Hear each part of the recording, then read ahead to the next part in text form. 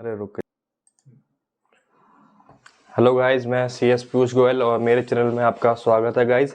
आज के वीडियो में हम डिस्कस करने वाले हैं, अगर आप भी कोई निधि कंपनी रन कर रहे हैं या फिर फ्यूचर में प्लानिंग कर रहे हैं निधि कंपनी इनकॉर्पोरेट करने की, या फिर आप ये जानना चाहते हैं कि हमने निधि कंपनी बना ली है तो इसके लिए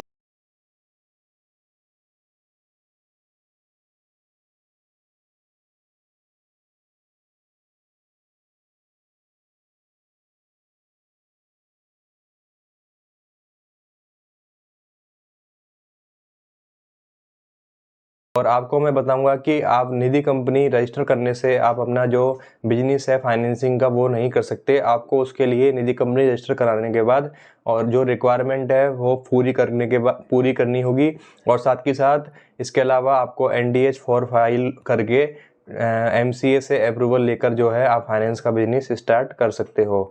इसके अलावा जो है अगर आप अपनी फाइनेंसिंग एक्टिविटीज़ कर रहे हो विदाउट गेटिंग द लाइसेंसेस, तो आप जो है नॉन कंप्लाइंस कर रहे हो कंपनी के अंदर, जिससे आपको आगे जाके काफ़ी दिक्कतें होने वाली है और आपको जो लाइसेंस अप्लाई करोगे फ्यूचर के अंदर वो भी इजीली नहीं मिल पाएगा।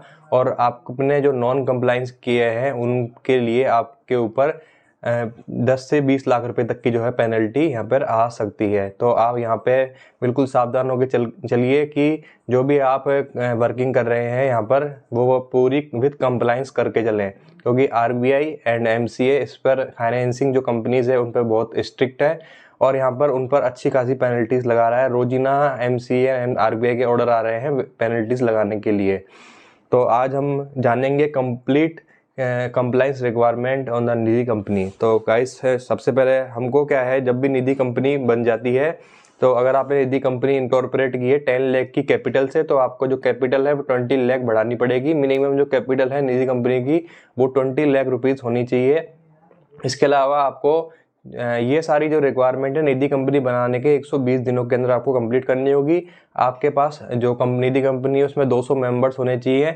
इसके अलावा आप जो है डिपॉजिट्स की जो है वो तभी ले सकते हैं जब आपको निधि कंपनी का जो है लाइसेंस मिल जाए। इसके अलावा जो है आपको अपनी नेट ऑन फंड जो है मैंने आपको बताया कि 20 लाख रुपीज़ होने चाहिए, और net on funds to deposit proportionate ratio जो है 1:20 से ज़्यादा का नहीं होना चाहिए। तो अब हम बात करते हैं कि क्या क्या जो है कंपनी बनाने के बाद क्या क्या आपको कंप्लाइंस करने हैं और ड्यूरिंग देयर आपको क्या क्या MC के कंप्लाइंस करने हैं, GST के करने हैं एंड इनकम टैक्स के करने हैं। तो अब हम चलते हैं आगे। तो आपकी जब कंपनी इनकॉर्पोरेट हो जाती है तो आपको 120 दिनों के अंदर फॉर्म NDH 4 फाइल करना होगा, एंड इसके अलावा फॉर्म INC 20A फाइल करना होगा।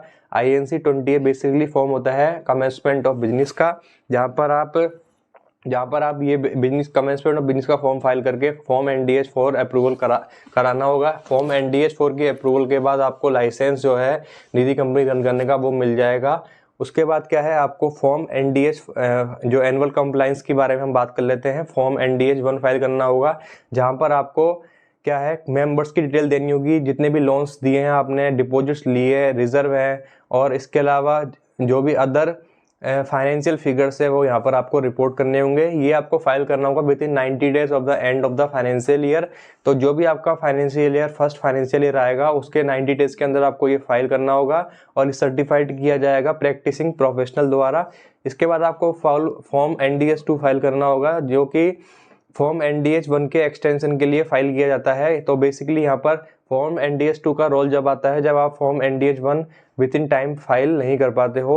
फॉर्म NDH 3 फाइल करना होगा। इसके बाद आपको हाफ ईयरली रिटर्न है जो कि आपको क्या है 30 डेज के अंदर फाइल करना होगा एवरी हाफ ईयर के अंदर। यानी जैसे जनवरी से लेके जून एक हाफ ईयर हो गया, उसके 30 डेज के अंदर आप क्या है आपको ये फॉर्म फाइल करना होगा। और ये फॉर्म भी क्या है सर्टिफाइड किया जाएगा प्रोफेशनल के द्वारा, CS CS CA में तीनों में से किसी भी एक प्रोफेशनल के द्वारा ये सर्टिफाइड किया जाएगा।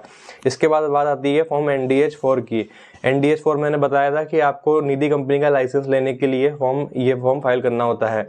इसके अलावा फॉर्म AOC 4 फाइल करना होता है, जिसके अंदर आपको कंपनी के financial P&L, balance sheet, notes to accounts, audit report, ये सारी जो इन्फॉर्मेशन है यहाँ पर आपको फाइल करनी होगी within 30 days from the date of AGM।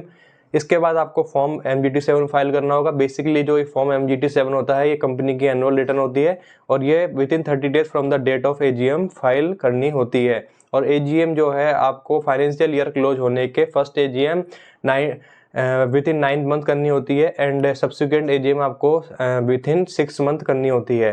तो अब इसके बाद हम बात करते हैं इनकम टैक्स एक्ट में क्या क्या कंप्लाइंस आने वाले हैं। इनकम टैक्स एक्ट के अंदर आपको ITR 6 भरनी होगी यहाँ पर, और यहाँ पर आपको ये 30 सितंबर से पहले पहले फाइल करनी होगी। इनकम टैक्स ऑडिट करवाना मैंडेटरी है आपके, अगर टर्नओवर उसमें आ रहा है तो आपको इनकम टैक्स ऑडिट भी यहाँ पे करानी पड़ेगी। अगर आपने GST लिखा हुआ है तो